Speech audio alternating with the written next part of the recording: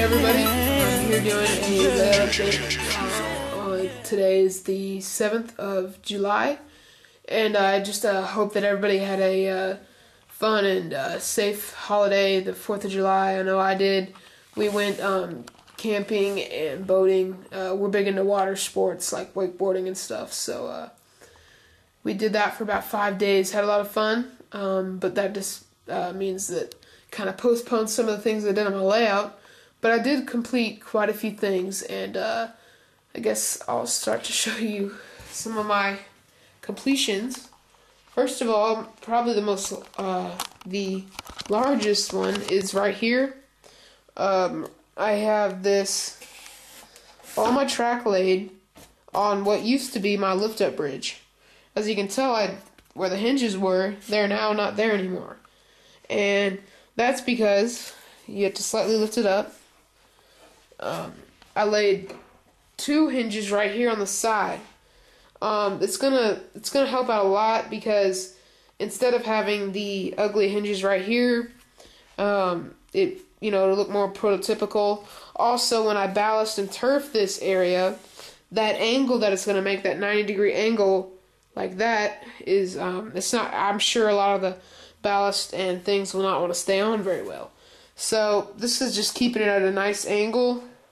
I can easily open it up right here and walk in, and then pull it back in just like this. I still have to put the guiders on it, but and then also right here near this piece of flex track, I added re-railers that slide in and then slide out when I put the track back. And there's a gap right there, but that's just that's okay.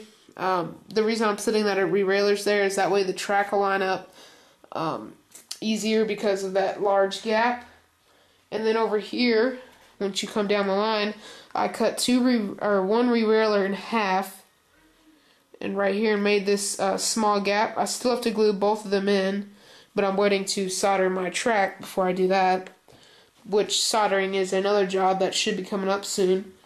But anyways, cut that in half and it just opens right up. So that works perfect there. The only bad thing is right now that this end right here sticks up a little bit. But once I get that glued down, they'll line up nicely. And then I have a re-railer right here in the middle to catch any strays, I guess you could say. And then so that's it with my main line. I now have all my main line laid all the way around the layout. My one track main line. So that's with that. Over here near this fountain I laid, I've already laid some turf on it. I used the same technique I did on my how-to video, which was over there. Anyways, and with the paint, but I do believe I'm gonna have to use my glue mixture or some scenic cement and spray it on. Because some of these areas have weird angles and the paint doesn't always hold up the turf, so I think that'll help a lot if I use some scenic cement or something. And I was just experimenting with that. That looks very nice, I think. Then on to over here, still have to get a decal for this small piece right here. It's a big piece of metal, and I'm gonna have a BNSF decal right there that I'll set right there in the middle of the girder bridge. Something that'll look more prototypical. And then today we went over near the hobby shop. We went near Lowe's, I guess you could say. We were going there, and then we had to pick up some baseballs. But anyways, it was near the SRI Hobby, so I was like, hey Dad, can you take me over there? And it was actually the first time he'd been in there.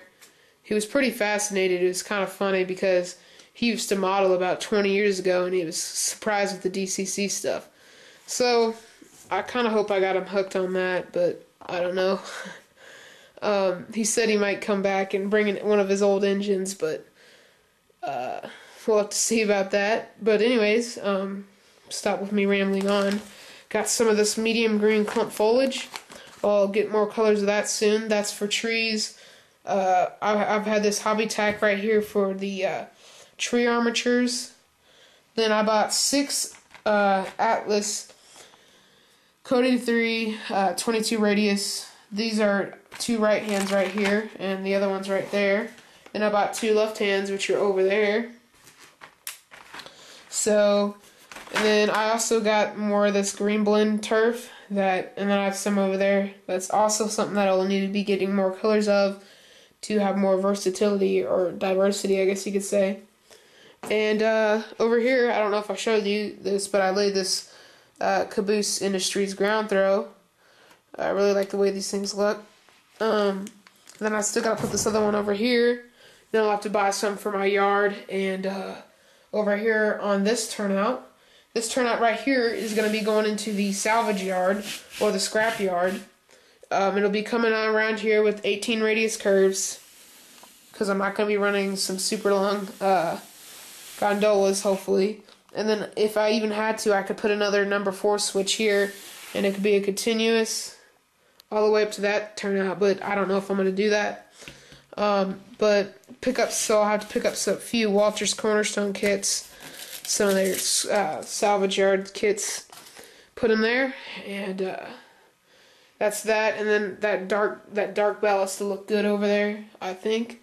And then over here towards the yard, as you can tell, and right here, I laid this left-hand turnout, or I laid 3 of them, and anyways, that was, what, $45. Things are very expensive, but anyways, cut this, it's going all the way down this is a siding, and then I got 3 that will, or 1 right now that's completely corked all the way into the, till you get to the engine shop. And then right here, and then I actually will have to have another turnout into this the middle door right about there. Then right here, I'm gonna have to do some cutting. Some of this extra pieces right here, I'm gonna have to cut it about to right where this piece switches, and maybe even cut some excess right here. That way this turn can make it all the way into that far door right there. So that's something I'll have to work with. And then over here, it just runs all the way down there, which will eventually be my sanding facility and fueling facility. So basically, I think that is it around the layout.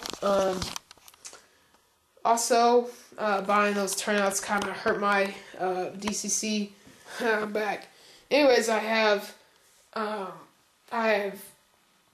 let's see, I lost some money, so my dad kind of talked me out to buying it. He said I should get lots of track laid before I buy the controller, so he kind of talked me into that. So right now I don't have the money for it, but hopefully sooner or later. That is basically the next thing on my list with other few things.